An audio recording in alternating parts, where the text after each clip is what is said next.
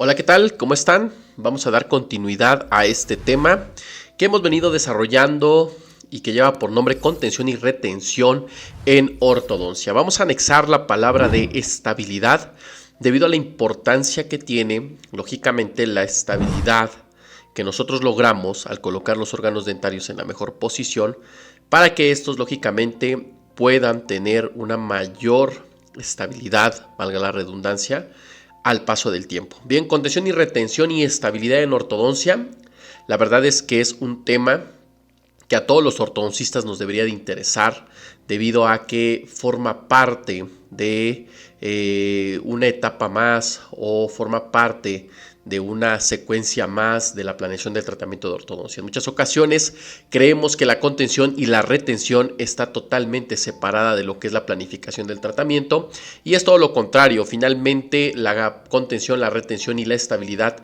se va a lograr o se tiene que integrar mediante el diagnóstico y posteriormente mediante la planificación de la biomecánica y desde luego mediante la planificación de la contención y la retención que vamos a utilizar para que esta biomecánica que desarrollamos de forma activa se mantenga durante el tiempo. Bien, ahora ya hemos visto por ahí algunas situaciones que han roto los paradigmas de pensar que los órganos dentarios son inamovibles. Ese tema ya lo desarrollamos en videos anteriores, sin embargo, es importante establecer que la estabilidad es un factor sumamente importante en lograr que la contención y la retención en nuestro tratamiento se pueda mantener en el tiempo. Bien, vamos a iniciar ya como tal el tema, tomando en cuenta los factores que debo de tomar en cuenta en mi plan de tratamiento, lo que yo debo estar considerando en mi plan de tratamiento como una fase más de la planificación del mismo. Bien, ahora, ¿qué es lo que debemos de estar tomando en cuenta? Vamos a ver 13 puntos que son muy objetivos, los vamos a ir desarrollando de forma secuencial, tal vez en forma de pares, tal vez de 3, 4. La verdad es que es irrelevante cuántos vayamos desarrollando a lo largo de estos videos. Sin embargo, lo que sí es importante es que seguramente no van a salir 4 videos como ya lo habíamos planificado. Seguramente nos vamos a ir a 7 a 8 videos más con referencia a este tema. Sin embargo, los vamos a dejar muy bien identificados en la descripción y en el nombre de cada uno de los videos, poniéndolos como parte 1, parte 2, parte 3, parte 4 y así consecutivamente, para que lógicamente sea muy fácil poderlos identificar. Bueno, ¿cuáles son estos 13 puntos objetivos que un servidor ha desarrollado o que un servidor ha encontrado a lo largo de la bibliografía que hemos revisado? Bueno, vamos a revisarlos. Es anchura intercanina e intermolar. También tenemos o debemos de tomar en cuenta la discrepancia del tamaño dentario, en este caso Bolton, la inclinación axial de los incisivos centrales superiores e inferiores o la relación que existe entre estos, que finalmente es el ángulo interincisal, la discrepancia transversa, en muchas ocasiones tomando en cuenta como diagnóstico la mordida cruzada posterior o la mordida telescópica. Bien, debemos de tomar también en cuenta la relación de los terceros molares y la recidiva principalmente en la arcada inferior. Los factores de crecimiento también son muy importantes con referencia a saber en qué etapa de crecimiento y desarrollo se encuentra nuestro paciente. La cronología de erupción, vamos a ver que en muchas ocasiones debemos de ser conscientes que la cronología de erupción puede favorecer la erupción de los incisivos centrales superiores e inferiores en una mejor posición, evitando así que estas tengan que ser corregidas y desde luego, pues bueno, que tenga que tener área de oportunidad en los tejidos blandos, específicamente en las fibras periodontales. Bien, la diferencia de sexo, de género o de género también es importante porque va íntimamente relacionada con crecimiento y desarrollo. Bien, hábitos orales perniciosos. Debemos de identificar si nuestro paciente es diagnosticado con algún hábito debido a que, pues bueno, si este hábito no es erradicado o no es tratado con las medidas necesarias, es muy probable que nuestro tratamiento también recidive. Las bases apicales, pues bueno, esto se refiere específicamente a el paralelismo que debemos que lograr en nuestras raíces. Estas deben de estar dentro de las corticales o dentro de lo que es o consideramos el hueso dentoalveolar, de tal forma que, pues bueno, tengan un sostén o un anclaje fisiológico propiamente del hueso, lo cual va a favorecer que tengamos estabilidad en nuestra oclusión. Bien, la duración del tratamiento es muy importante. Recordemos que en los tratamientos que son de ortopedia maxilar, en algunas ocasiones nosotros debemos de ir acompañando este crecimiento y desarrollo de tal forma que vamos redireccionando el crecimiento, pero vamos también respetando las etapas de desarrollo y crecimiento propias de nuestro paciente, no obligándolo así a crecer en momentos donde no está en pico de crecimiento, sino coadyuvarnos o potencializar dichos picos de crecimiento, ya sea para redireccionar el crecimiento o para favorecer el crecimiento en ciertas zonas del complejo cráneo-cérvico-facial. Bien, eso es muy importante. Bien, la musculatura, ligamentos y tendones va totalmente relacionado con la estabilidad y la posición ortopédica que va a tener nuestra mandíbula con relación a el resto del complejo cráneo-cérvico-facial. Esto incluye, lógicamente, el sinergismo o la dinámica que existe entre los diferentes movimientos que tiene la mandíbula en relación con la arcada superior, con los músculos de la masticación, con los músculos suprayoideos, infrayoideos, ligamentos y tendones. Esto va totalmente relacionado con la posición ortopédica maxilar que estamos logrando mediante el movimiento de nuestros órganos dentarios y por lo tanto la rotación que esta se puede ver reflejada en nuestra mandíbula.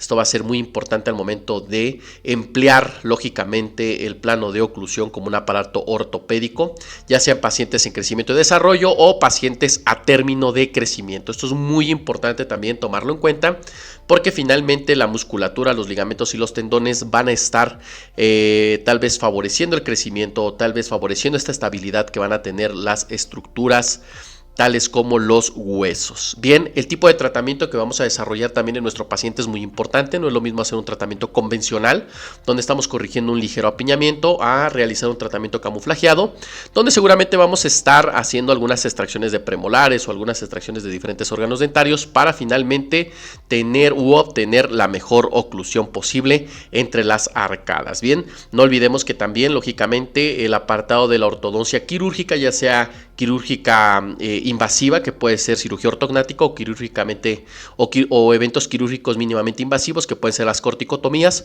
también van acompañados de diferentes planes de tratamiento con referencia a la contención, la retención y la estabilidad post-ortodóncica. Esto es muy importante, son 13 puntos que hemos desarrollado de forma objetiva y que no están basados solamente en lo que un servidor piensa, sino que han sido resultado de toda la información bibliográfica que buscamos y que consultamos para desarrollar este tema. Bien.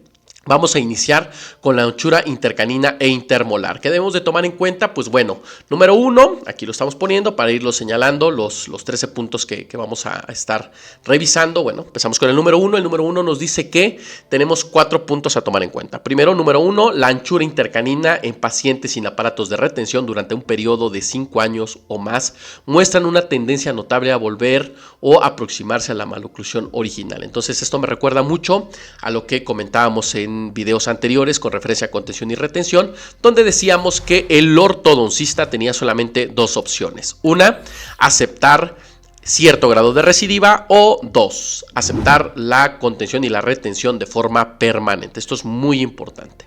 Número 2, no se ha demostrado ningún efecto significativo en la anchura intercanina resultante después de las extracciones de los premolares. Esto es muy lógico, debido a que en algunas ocasiones creemos que, pues bueno, al tener mayor distancia interpremolar podríamos estar abusando de esto al momento de extraerlos y poder lograr probablemente alguna situación de poder ganar distancia intercanina colocando los caninos en lugar de los premolares. Sin embargo, o sea, está demostrado que no hay un efecto significativo al hacer las extracciones de los premolares. Sin embargo, sí, en algunas ocasiones, cuando no tenemos el control del anclaje o no tenemos el control del movimiento para poder hacer el cierre de estos espacios, podemos obtener como movimiento indeseable que se puede colapsar la zona de donde queremos cerrar estos espacios, teniendo así realmente deformaciones considerables en algunos casos de la arcada. También en algunas ocasiones se llega a perder el control vertical de los incisivos centrales y estos se llegan a extruir, y bueno, también esto es un problema porque al momento de estar cerrando los espacios debemos de tener el control en las 3 dimensiones del espacio. Entonces es muy importante tomarlo en cuenta.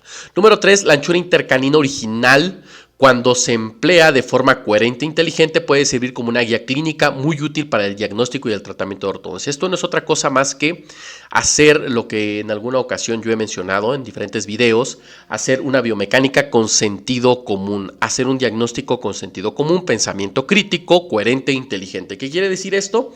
Pues que bueno, finalmente uno de los objetivos de la ortodoncia es poder lograr una oclusión mutuamente protegida y mutuamente compartida. Esto incluye la guía canina. Entonces, si vamos a obtener guías caninas, líneas medias dentales centradas, guía incisiva, guías de lateralidad que nos dan obviamente las guías caninas, pues bueno, ¿qué debemos de tener? Muy en cuenta que debemos de establecer cuáles van a ser los parámetros de oclusión en cuanto a la arcada superior y la arcada inferior, específicamente de canino a canino. Esto también, lógicamente, nos lleva a poder comprender que en muchas ocasiones debemos de corregir la protrusión o la proinclinación de los sectores anterosuperiores y anteroinferiores, o sea, los incisivos centrales, ya sean superiores o inferiores, con referencia a dónde va a quedar colocado nuestro canino, porque finalmente podemos nosotros lograr la guía canina, pero sacrificando la posición en sentido sagital de estos sectores que incluyen a los órganos dentarios incisivos centrales e incisivos laterales. Esto es muy importante tomarlo en cuenta porque finalmente esto va a estar relacionado con el perfil del paciente y va a estar relacionado desde luego con situaciones en donde podemos ver sacrificadas las corticales vestibulares de dichos órganos dentarios, esto llevándonos a dehiscencias y desde luego pues bueno a pérdida de tejido gingival, el cual pues bueno va a llevar también a situaciones antiestéticas. Finalmente, corregir la guía canina nos brinda tener una oclusión protegida, pero más que protegida, que finalmente los pacientes en muchas ocasiones no nos buscan por la función. Sin embargo, por fortuna de nosotros los ortodoncistas, la función va totalmente relacionada con la estética. Los pacientes lo que buscan es corregir su estética y esto incluye el perfil. La proquelia, que finalmente pues bueno, es uno de los temas que nosotros como ortodoncistas podemos resolver en nuestros pacientes. Bien, el punto número 4, claro, nos dice o nos habla sobre la incidencia de poder perder o tener recidiva en la expansión a nivel de la anchura intercanina de acuerdo al tipo de maloclusión. ¿Qué nos dice específicamente? Que las clases 2 división segunda demostraron una capacidad significantemente superior para mantener la expansión de la anchura intercanina en comparación con las maloclusiones clase 2 división primera. Y esto en muchas ocasiones va entrelazado por el tipo o por, mejor dicho, por el biotipo facial que tienen los pacientes, ya sean dólicos o braquifaciales. Recordemos que no es la regla, pero muchas clases 2 división segunda están muy correlacionadas con el biotipo braquifacial y no así las clases 2 división primera, que están más relacionadas o tienen mayor correlación con los pacientes que son dólico-faciales. Esto desde luego está íntimamente relacionado con la fuerza muscular, entonces hay que tomarlo en cuenta lógicamente también al momento de diseñar nuestro tratamiento, específicamente en la fase de contención y retención. Bien, ahora solamente para recordarlo o para tenerlo más presente, bueno, ¿qué debemos de tomar en cuenta? Pues lógicamente que no debemos de violar las condiciones o las limitantes biológicas que tenemos al momento de hacer la expansión a nivel de los molares o la anchura intermolar y desde luego también tomando en cuenta la anchura intercanina. Me gustó este artículo que también anexamos a esta investigación, que es un modelo experimental, bien, de la expansión mandibular a través de desarrollar un modelo vicoelástico en donde vamos a poder nosotros cuantificar hasta dónde es seguro poder hacer una expansión dental violar, una expansión que involucre los molares y los caninos sin violar o sin exceder los límites fisiológicos del hueso dentoalveolar. Es muy interesante, les aconsejo que lo puedan leer porque finalmente nos habla sobre las limitantes que podemos tener dentro de nuestro tratamiento. Hoy en día, recordemos ya los diferentes software, los diferentes programas o aplicaciones que tenemos a través de los modelos digitalizados, podemos nosotros resolver ciertas maloclusiones respetando lo más que se pueda pueda la forma de la arcada que el paciente presenta de forma genéticamente ya programada, y esto pues bueno también está íntimamente relacionado al respetar desde luego el ancho intermolar y el ancho intercanino. Esto es con modelos que son digitalizados ya mediante el escaneo intraoral. Es muy importante estar actualizados en muchas áreas de nuestra profesión, porque finalmente los pacientes nos buscan para poder ofrecer los mejores tratamientos. Entonces les dejo por ahí este artículo y lógicamente estos esquemas para que puedan reforzar lo que hemos visto en este punto número 1. Bien, ahora nosotros llegamos a tener falsos negativos con referencia a las mordidas cruzadas, mordidas telescópicas, y esto normalmente se da cuando nosotros tenemos diferentes torques en los molares. Entonces esto hay que tomarlo en cuenta al momento del diagnóstico. Bien, encontré este artículo que también me parece extraordinario que lo puedan revisar ustedes, en donde finalmente nosotros tenemos un método a través del CBCT donde podemos identificar específicamente cuál es la posición en sentido linguo vestibular o palatino vestibular, finalmente en movimiento de torque, cómo se encuentran ubicados nuestros molares, lo cual nos va a permitir diagnosticar específicamente cuál es la relación de las raíces también en referencia a las corticales del hueso dentoalveolar. Esto es muy importante tomarlo en cuenta porque en algunas ocasiones queremos hacer expansiones a nivel molar, y en muchas ocasiones estas expansiones pues bueno terminan siendo falsos negativos o terminan siendo expansiones iatrogénicas porque no diagnosticamos desde un principio cuál es la posición real de este órgano dentario molar, primeros molares, en relación a las corticales o en relación a las bases óseas. Entonces esto es muy importante para evitar hacer expansiones que excedan los niveles biológicos del paciente y que después, bueno, resulten lógicamente en una recidiva, que es lo que estamos viendo, ¿no? Contención, retención y estabilidad. Finalmente lo que nosotros estamos buscando es mejorar los torques de todos los órganos dentarios para que finalmente estos puedan fungir como cierto anclaje al momento de tener los contactos en el dinamismo mandibular, ya sea en estática o, bueno, como lo acabo de decir, en dinámica de estos contactos que se dan entre la arcada superior e inferior. ¿Por qué es importante entonces? Pues porque finalmente saber y conocer cómo se encuentran nuestros molares va a permitirnos saber realmente si nuestro paciente lo que requiere es una expansión o simplemente la corrección del torque, lo cual pues bueno nos podría llevar a una corrección de la mordida, tomando en cuenta que siempre los molares superiores tienen que estar más vestibularizados que los inferiores. Bien, entonces esto es algo a tomar en cuenta. Les recomiendo que lean este artículo porque finalmente nos da un método sencillo, práctico y objetivo para poder determinar esta posición de los molares y no incurrir en expansiones iatrogénicas que finalmente lo que nos va a llevar a lo que nos va a conducir es a recidivas. Bien. Mencionamos lógicamente el método digitalizado que tenemos hoy en día a través de diferentes softwares para poder respetar el tipo de arcada, pero eso no es nuevo. Finalmente hay algunas plantillas que obviamente están enfocadas a individualizar el forjado de los arcos para poder respetar lo mejor posible la forma de la arcada de nuestros pacientes. Esto obviamente individualiza el tratamiento y nos da una certeza como profesionales de que estamos respetando la morfología genética que nuestro paciente tiene, resolviendo lógicamente el problema de la maloclusión, pero respetando los valores biológicos que nuestro paciente nos permite emplear para la corrección de la misma. Bien, esto sin mención también de la plantilla de morfológica de los arcos, inventada también por el doctor Ricketts.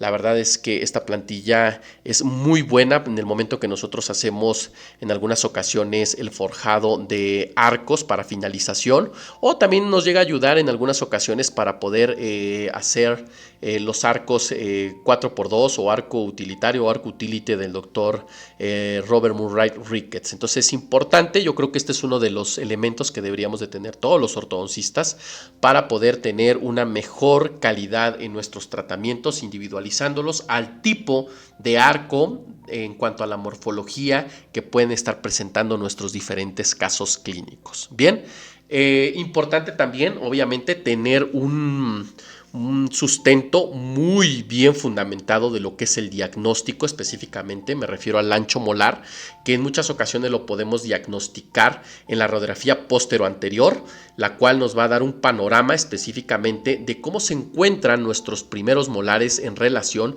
con el hueso o con las corticales del hueso dentoalveolar. Esto lógicamente en muchas ocasiones, pues bueno, no es como tal el diagnóstico, o no es el auxiliar del diagnóstico que nos va a dar todas las respuestas. Recordemos que en ortodoncia podemos nosotros tener muchos auxiliares del diagnóstico que finalmente nos pueden llevar a tener un diagnóstico certero y poder ir complementándose entre ellos. Bien, o sea, en ortodoncia nunca está de más, de repente, si tenemos duda, hacer un diagnóstico para poder evitar falsos negativos y ser más certeros. Esto es muy importante porque obviamente nos está dando la oportunidad de saber cómo se encuentra la relación de nuestros molares, tanto superior como inferior, en relación transversa. Entonces, la póstero anterior sigue estando en uso. La verdad es que el CBCT no vino solamente a sustituir muchas de las radiografías, pero sí creo yo que sigue siendo una de las radiografías que debemos de pedir de forma básica en nuestros pacientes para poder tener noción de las 3 dimensiones del espacio. Entonces es importante. También la misma radiografía póstero anterior nos da una referencia a lo que podemos tener como diagnóstico en el ancho intercanino. Esto finalmente para poder ver si vamos a tener espacio para poder corregir la línea media, la protrusión o el apiñamiento de nuestros incisivos centrales inferiores. Finalmente, lo que les acabo de comentar es el primer punto, que es el ancho intercanino, no violar. Principalmente ya las medidas que probablemente tenga nuestro paciente por la morfología del tipo de arco que tiene él. El mismo, pero también debemos de ser conscientes que en algunas ocasiones, pues bueno, sí podemos modificar, no de forma exagerada, pero sí de forma gradual o de forma muy medida, de forma muy consciente este ancho intercanino. Entonces, creo yo que finalmente lo que se trata de corregir siempre son las líneas medias entre los incisivos centrales superiores e inferiores, lógicamente que coincidan entre ellas, corregir la protrusión o la proinclinación y desde luego corregir algunas rotaciones o algunas situaciones clínicas que se den por el apiñamiento. Hay muchos métodos de diagnóstico, estos dos que acabo de presentar, el ancho intermolar y el ancho intercanino en la póstero anterior, que precisamente son medidas también de radiografías del doctor Ricketts. Creo yo que son importantes para finalmente determinar hasta dónde podemos tener o hasta dónde podemos vernos favorecidos por las anatomía y por la biología que el paciente nos está dando para poder corregir su maloclusión. Bien, vamos a dejar este video hasta aquí y posteriormente vamos a estar abordando el segundo punto, que es la discrepancia en el tamaño dentario, que finalmente es Bolton o que lo conocemos como Bolton. Bien, espero que haya sido de su agrado, espero que les pueda servir en el desarrollo de su especialidad o en el desarrollo profesional que ya ejercen en su consultorio. No olviden suscribirse a nuestro canal, no olviden seguirnos en las redes sociales y finalmente recuerden que nosotros podemos seguir desarrollando más investigación y poder desarrollar lógicamente más contenido si ustedes nos ayudan a suscribirse a nuestro canal Odontología para Domis. Te envío un fuerte abrazo, un gran saludo y espero que te la estés pasando increíble. Saludos, chao.